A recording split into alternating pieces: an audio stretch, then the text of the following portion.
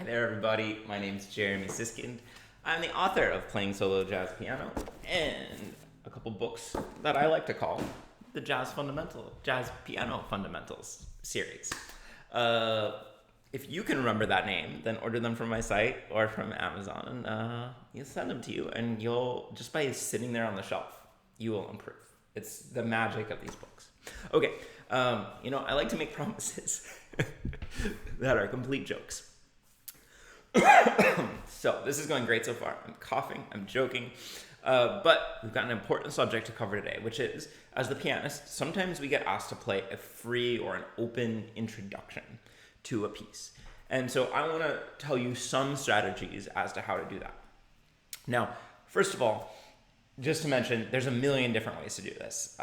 There's not a right or a wrong way. Keith Jarrett's free introductions might last 8 minutes. Chick Corea's might just last 32 measures. This is going to be like your fingerprint. Everybody's going to have their own version of how one does this. But I want to show you some options. So I just kind of picked a tune somewhat at random. You guys might know this tune, but Beautiful. It's just B-U-T-1-T.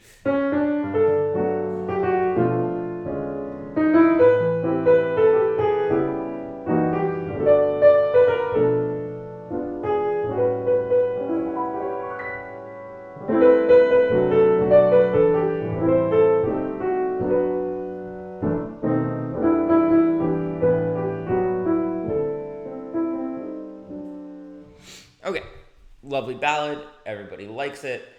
So how would we, if you get asked to play a free introduction, what do you do? So the first thing personally that I do is I find something that's there in the tune and I try to use it as a way in. And I do that both because it's, musically appropriate. We might introduce something about the tune. And it keeps me from being like, I could do anything. So what am I going to do? Right? I've got to come up with an idea. So I think it's healthy to start somewhere.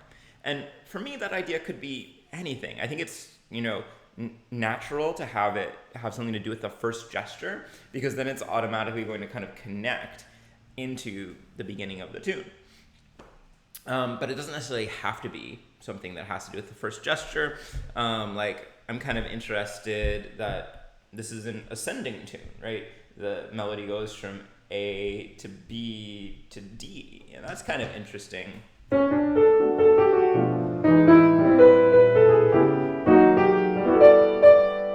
I think a lot of tunes would do kind of the opposite. Maybe. Maybe not. So that could be a theme. It could be this kind of, you could see it as like a 3 knock on the door, knock, da, da, da. 'Cause that's every time we get that 3 repeated notes, it's the lyric, but beautiful, beautiful, that when you had, however that goes. So that could be another theme. And so what I want to do then is, at least for me, I'm really going to start with that theme. I'm going to try to develop it. I'm going to see how many different ways I could, spin it up. Now, there's certainly no rule that says that you have to start your free introduction in the tonal center of the piece. I generally choose to, because otherwise it's kind of random. So I might go to a bunch of different places, but I generally like to stay in that original tonal center. But I would say I like to not define it too much. So if I'm starting, let's say I'm using this knock, knock, knock kind of motif, I'm not going to sit down and play, like a big old G major chord, hey, we're home. Because part of what I'm trying to do with this introduction is to create a sense of expectation and instability. So that when we get to that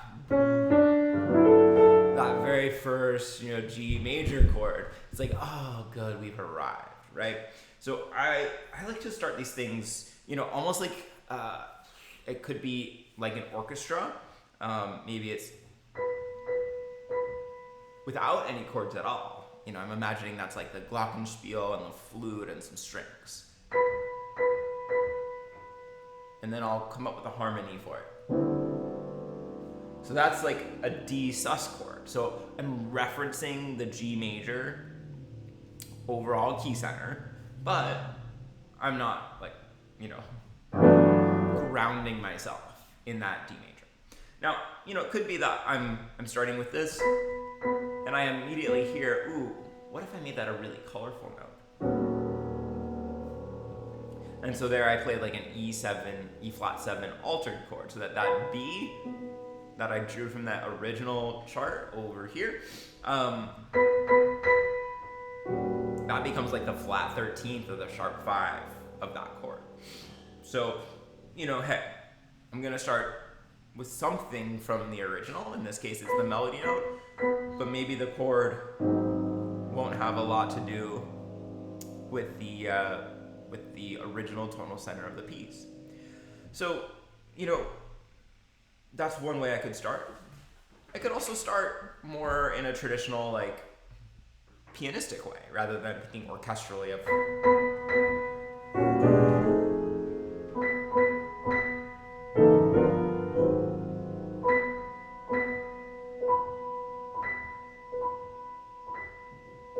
Okay, so that's like more orchestral approach. Or I could start pianistically.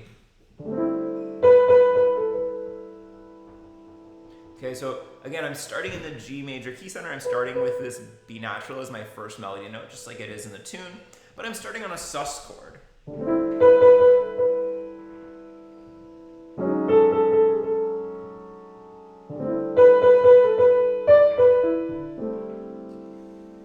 Okay. So regardless of which way I choose to start, and I'm sure you could come up with other ways to start. Maybe you want to start with 3 chords down in the lower register.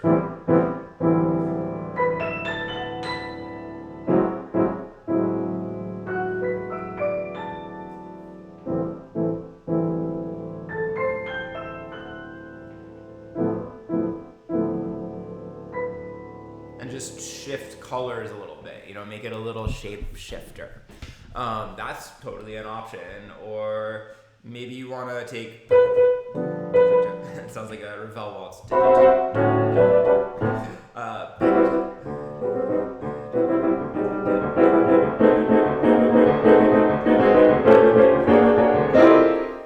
don't know. That's going to be a very chaotic start. Usually, one of the things that you could see is that usually this is out of time.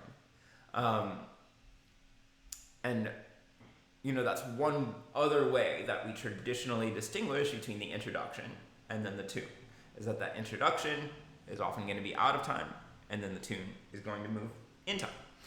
Okay, so once we've figured out, what texture am I going to use to start this, at some point we need to change something, because I can't just sit there going, this chord, this, another chord, another chord.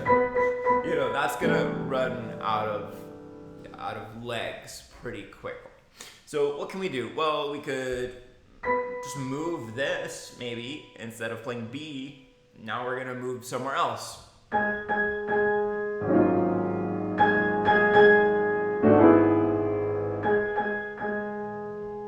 But still, eventually, that's gonna get old. Be just going back and forth, 1, 2, 3, playing, 1, 2, 3, playing.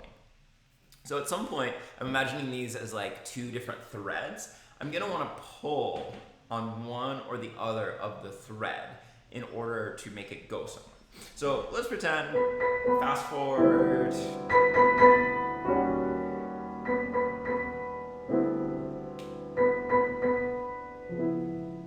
Maybe I'll pull on this thread.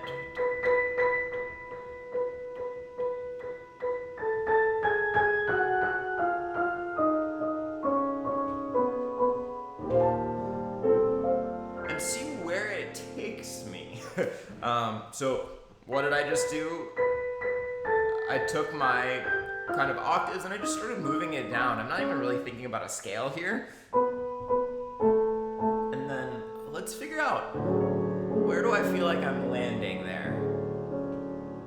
Or maybe we can pull the thread from the bottom, right?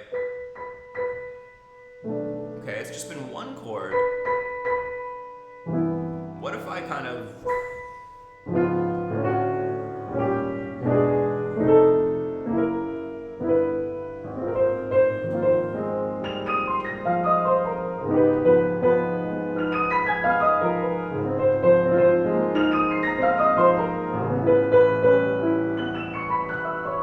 Okay, how am I getting to these chords? Well, so first of all, I would say that I'm trying to find contrasts. Like, this is a free introduction, so that means that we can really go all over the place, right? We don't need to stay near G major, we don't need to stay near D7, we don't need to stay necessarily near that B melody. So I think that very exploratively,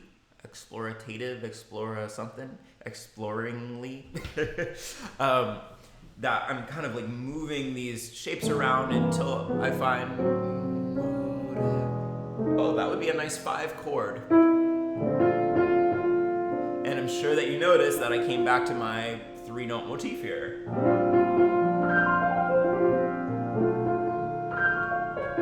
And then, I think of that as like a little oasis. Like, I've been wandering out in the desert and all these weird, sequence of some sort.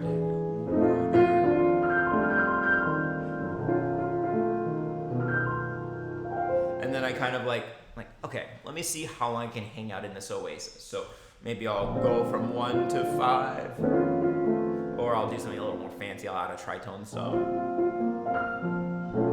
or I'll go from 1 to minor 4. Right, I'll take a little bit of a rest in a resting place. So I want to point out what's happening here, and because this is like so universal to music, is that I've got a theme, I've got a stable place, and then I'm doing a sequence of some kind, right? Remember when I used the octaves, I was going, maybe a whole tone scale, maybe a different kind of scale. But I was essentially just moving this shape. Notice I did the exact same thing. Not the exact same thing, but I just took a shape and started moving it. And I say so there's kind of this alternation between a thematic zone and then a sequency zone. And I say it's universal to music because, like, play a Bach fugue, right? What do we have? We have subjects and counter subjects, and then we have an episode, right? The episode 90% of the time is a sequence, and then we're in another key, we do subjects, we do counter subjects, whatever, answers, and then we have another episode, and that's usually a sequence. So here, because I'm no Bach, as I'm improvising, my sequences are probably going to be pretty simple, right? I'm not going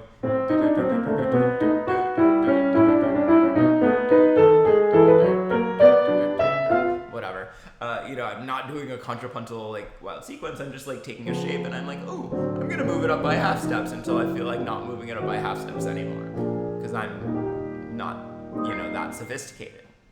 Could we figure out a more complex sequence and go?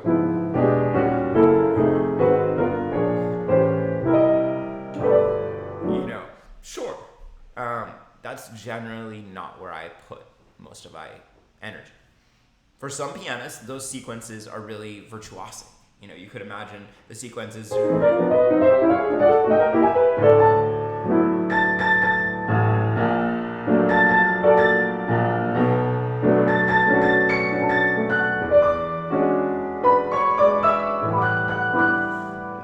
The sequences.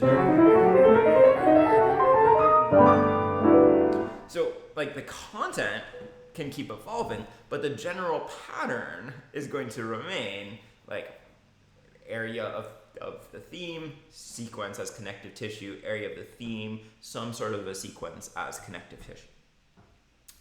So to expand just a little bit, we've talked about areas of the theme being really based around the motif. We've talked about them maybe being less stable. We've talked about them being in contrasting keys to add some different colors to what we're doing. One thing I haven't really talked about is melody. I think in these introductions, they can be very melodic, but you don't want it to sound like it's a solo.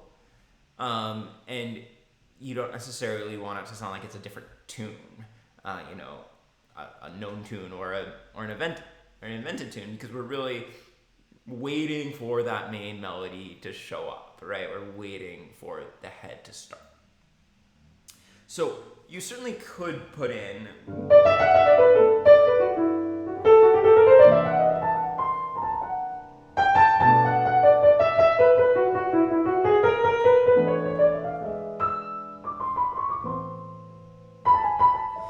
it just starts sounding like I'm kind of playing a solo that doesn't have a lot of direction. If for me, when the focus is on the melody in that way, it just kind of feels like, oh, it's nice, but I don't quite understand what he's doing. Whereas if I'm really thinking like an orchestra texturally,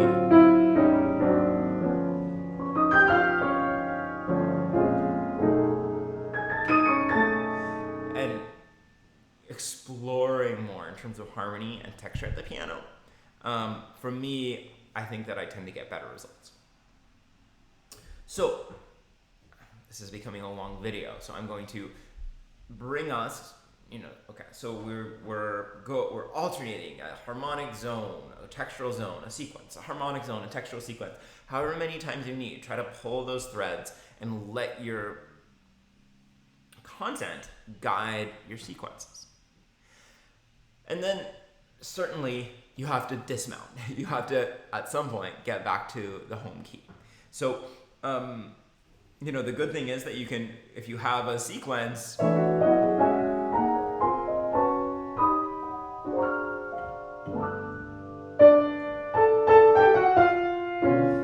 you're always going to be able to find a way to dismount, to get back to the home key. Excuse me.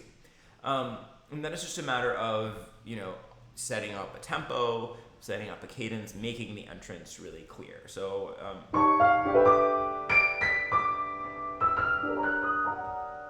I would take some time to settle. Again, I'm keeping the fifth, in this case D, on bottom, so it doesn't feel like we're just grounded and not going anywhere. It still has that feeling of expectation of instability. And then I start to set up the time.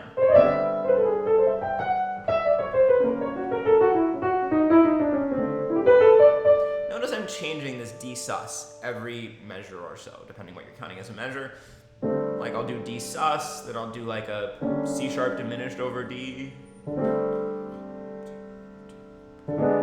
Maybe a D diminished. And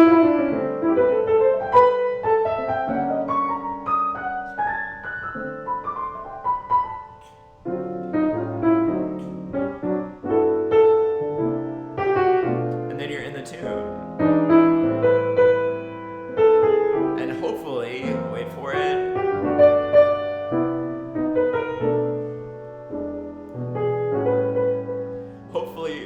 As you and your listener get there, now those three notes are coming with this kind of loaded meaning, which is, I think, really cool. Cool. All right. Well, if you made it this far, thank you so much for watching. I know that was a little bit all over the place, but hopefully it gave you some ideas of how to come up with a free introduction. If you enjoyed that, probably Playing Solo Jazz Piano is going to be the best book from my library for you, because it kind of explores those same kinds of higher level concepts of solo jazz piano playing. If you made it this far, why don't you comment with the word liberty, since we're talking about free introductions. So have a great one, and I'll see you soon.